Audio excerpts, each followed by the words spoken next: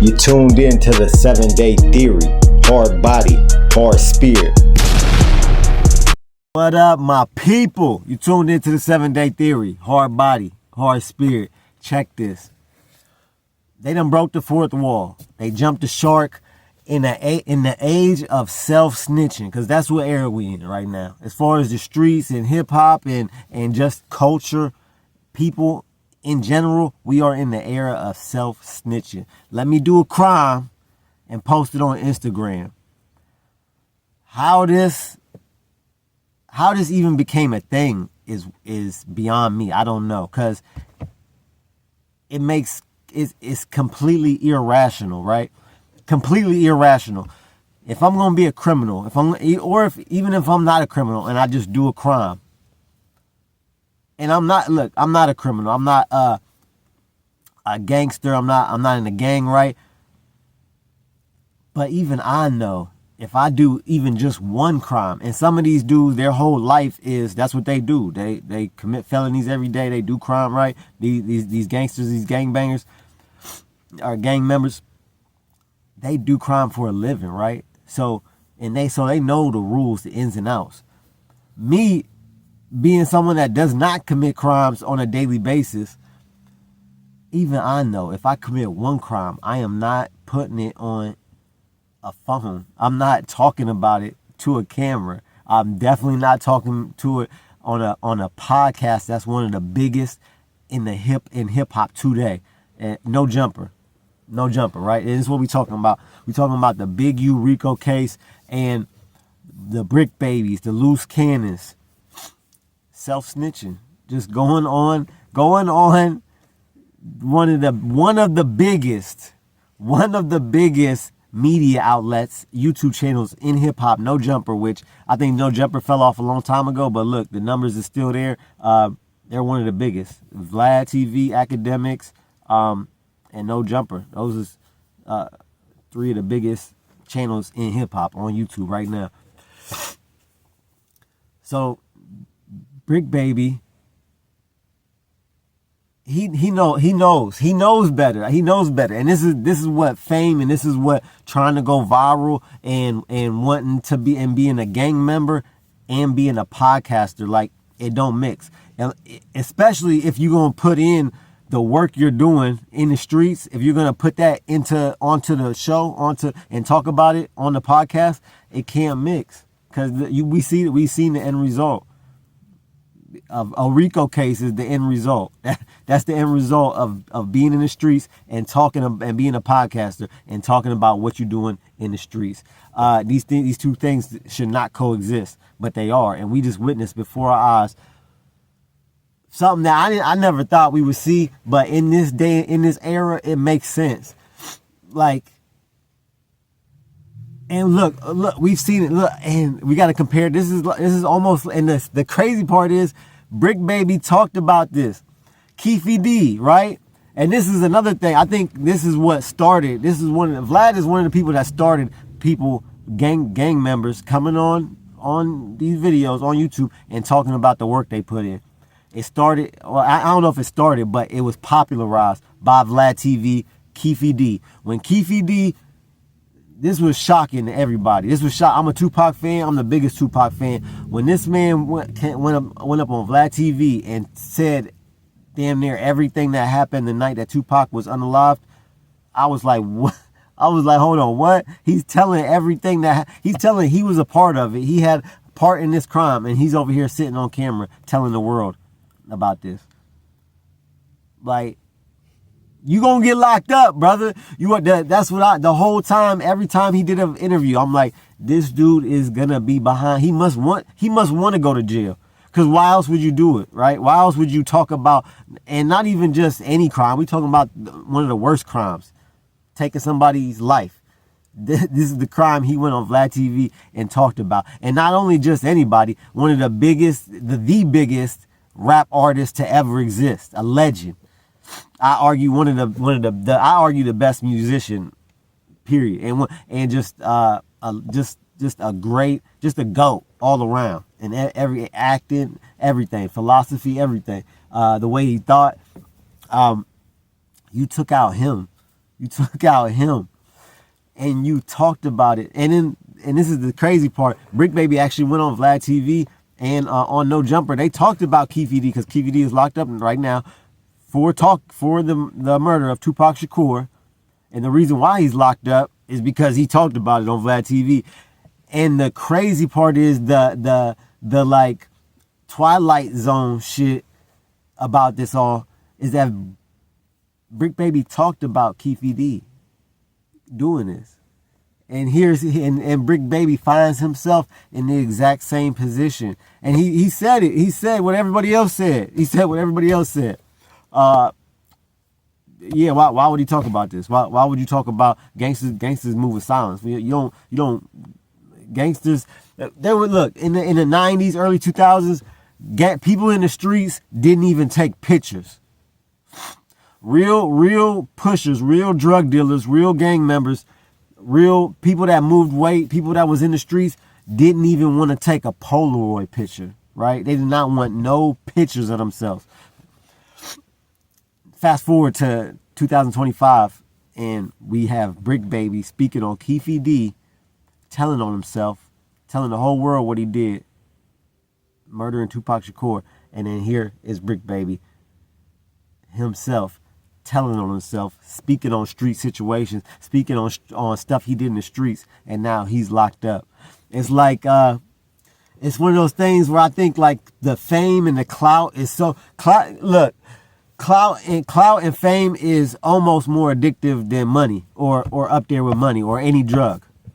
Fame and clout is up there with weed. It's up there with all the hard boy. It's up there with meth. It's up there. With whatever the hardest drugs is. That clout. Put clout up there too. Clout and fame, because it's real though. It's really real because the clout and we all know money is addictive as hell, right? We already know that. And the reason why clout and fame is so addictive is because the more clout, the more fame you get, means more dollar signs, means more money you can make, right? It really does. It translates for most people. You know what I mean? Sometimes people get famous and they don't have no way of monetizing it, right? But for the most part, most times, if you got enough clout, enough fame, you gonna touch a big bag. And that's what we watching right now. Luce Cannon, he got me. And the crazy part is, and shout out to academics, man. We got content. We got the content. Look, he said, look, and they assembled. They literally, Vlad TV. The day after this happened, the day after they was all arrested, the RICO charges dropped. The day after, Vlad TV, Whack 100, No Jumper, Adam 22. Vlad TV, academics, Whack 100, Adam 22. He said they assembled like the Fed Avengers. Like they assembled like the Fed Avengers to make all this content. This is like they was probably having wet dreams about, like Adam 22 was probably having wet dreams about this shit. Pause. About like, oh, he couldn't, I bet you he could not wait. He couldn't wait. Cause look, and they all ask him, look, why are you letting these dudes come on here and talk about this? And especially Bricc Baby, because he says Bricc Baby is his friend, right? So why are you letting your friend get on a camera that goes out to the world and talk about these things? Even if, yeah, you can't control a man, you can't control what anybody says and whatnot, right? Because everybody has their own mind, their own, you know what I mean, that they move how they want to move. But you can put a thought in their mind. You can say something, or as the owner of No Jumper, you can say, look, we're not talking about this. Any crimes we doing, we're not talking about this. And I know, look, he could have said it like, hey, Bricc, I know you want to. I know you think that it's not gonna get you in trouble, or because it's and it's these things you speaking on, you're not really speaking specifics, but the feds is watching. And if they don't think the feds is watching these channels, then they're stupid. They really are. Like you got to be completely out of here dumb to think that the feds is not watching. So look, Bricc Baby, anything involving the streets, we not even going to allude to it. We're not going to do nothing. We're not referencing it, nothing. We cutting all that out, right? Unless as far as what you did in the streets, right? So he could have said that, and every time people brought that up to Adam, and every time he's like, "Oh, I can't control what comes. I don't know what they say." He wants them to talk about it because it brings dollars to him. It brings views to him. At no point did he say that. Every time they asked him like 5, 6 different times, Adam, why did you let him? Why didn't you stop him? Why didn't you do this? He's like, at no point did he take accountability and say, yeah, I should have stopped him. Not one time, because he don't want to stop him. He wants them to talk about this because it makes him money. It makes them dollars. It gets the views, gets the clicks. They assembled like the Fed Avengers, like this was like this was something. This was like if like they just came together like they had just like a championship game had just been won. Right? They came together like, all right, we got to do this. We got to come together. This is breaking news. We got to talk about this. They came together like they was meeting, like it was the Last Supper. Like they had everybody in the building talking about this, and they still talking about this. Like, it baffles me. It baffles me. Like, I just don't get it, man. Everything, and I think it's one of them situations where people, because Bricc Baby spoke on KVD, right, getting locked up, but then Bricc Baby does the same thing. And Luce Cannon, let's be honest, he a little slow. You can hear it by the way he talk. He a little slow. He a little slow. I like him. Sweetie. I like Luce Cannon, but he a little slow, so that is what it is.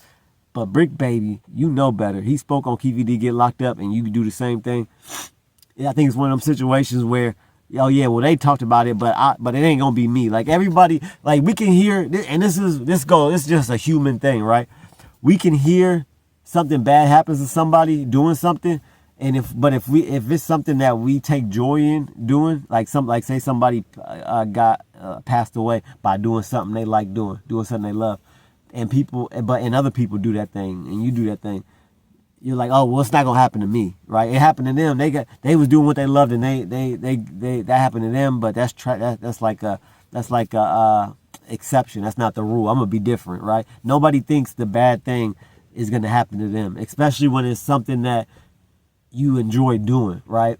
If there's a little danger in it or something bad can come from it, you're gonna try to ignore it. You're gonna ignore that part because you like doing you like doing the thing you're doing. So you're gonna put all your energy and concentration into the good thoughts of what you're doing, and not really concentrate. You're gonna throw away all the bad stuff that could potentially happen. I think that's what the situation is, because as humans, it's just a human thing.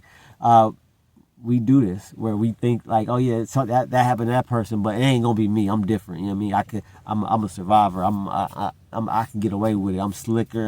I'm better. I'm smarter. Right? We think it's not gonna happen to us until it does. And I think that's the situation with Bricc Baby. We got the content. Look, Whack 100. Whack 100 is the police. Let's just be honest. Whack 100 is the police. This man, he has a team, just like the police do, of people coming to him, giving him information about crimes that are being committed and things that are happening in the streets. He gets calls, he gets messages. He even said it. He said they come to me with this. He been saying this. Big U is the real life Debo. The actor that played Debo said that's how he based his character on. Not like just a little bit. Like he based his entire persona, how he acted, everything on Big U. The big bully, this big dude that when he come around, he need all that. You got chains, give me that. And if you ain't gonna give it to me, I'm gonna whoop you. And he big enough to do it. He big enough to whoop on a lot of people, right? Because he probably could fight. I've never seen him fight, but he probably could fight. And he's big as all hell, tall, just big as hell. Pause. Like, this man is a big ass dude. So when he come around, yeah, tuck your chain in, put your sleeve up, put your watch, got that watch, yeah, put that up, yeah, he gonna need, cause if he see it, he taking it, just like in Friday. And he did his bid, he did a long bid in prison. He came home, supposedly reformed, right? Nah, he ain't reformed. Not even a little bit. Matter of fact, he probably got worse. He talked about himself like he was the biggest. His ego was wild. Wild. He said, I'm bigger than Nipsey Hussle. But it's someone that you call your little bro, your little brother. Knock it off. That ain't your little brother. You was extorting this man or really not. You was trying to fight Nipsey Hussle. Nipsey Hussle made a diss to him, and he was trying to fight Nipsey. Supposedly it didn't go down, but he was trying to fight him. Like, I think he might have threw a water bottle at him in the studio. And then supposedly, and so look, Big U been out. He been taxing everybody that come to LA. The whole check-in thing, that's real. Check in, right? And this is what happens. This is what they do. Celebrity, artists, rappers, they check in with Big U. Big U says, "Okay, yeah, I'm gonna protect you, okay? Even if they don't pay, no money's exchanged, though, right? Let's say no money's exchanged, and he just be like, hey, all right, check in with me. They call Big U. Whatever celebrity comes to LA, they call Big U. Hey, I'm good. Hey, what's up? Like, what's the spots to go to? Where's not to go to, right? And so Big U gets this information. Let me know where you staying at. Are you staying at the hotel right there? Are you staying at that hotel? Okay. All right. And then, all right. So just check in with me all night. Just let me know where you'll be at. I'll either be there or I'll have my people there, whatever, right? So now the person that's in LA has checked in with Big U, has given them all this information of where they staying at, what hotel, what B&B they staying at. They're contacting them through the day, through the night. I'm going here at this time, I'm going here at that time. So all the while Big U is supposedly protecting them, right? Telling them where not to go and where to go. He's secretly, now that he got the information of where they at and where they stay, now he's telling his people, hey, go rob them. Go rob them, right? So they don't know that it's Big U's people when they get robbed. They get robbed. Now they calling Big U, I just got robbed. I just got robbed. Yeah, they just took all my shit. They just left. Like we gotta do, I need my chain back. I need this and that, but I need my money back. Oh, okay, all right, we got you. I'm gonna get it back for you, right? So all the while, Big U got the chain and the money right there where he at. He got it right there where he at, because his dudes, Luce Cannon, probably would be, he was the right hand man. He was the crash out kid. He was the crash out dude that went and did this stuff. So all the while, he like, all right, I'm gonna get it back for you. But look, they want 20,000. They want 20,000.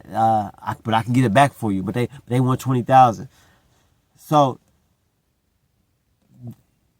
he's gonna get it back for him, right? Because his dudes just robbed him, and they're gonna go give it to him. They're gonna give his chain and everything back and money back, right? But they're gonna have to pay for it, and that's where the extortion comes in, right? But all the while the artist thinks that, oh yeah, I'm paying to get my chain back, but they don't know that Big U planned the whole thing. He set the whole play up. So that's what they do, and that's what they. Not only do they do that, there's a video going around on YouTube of Big U at I think it was on a film set.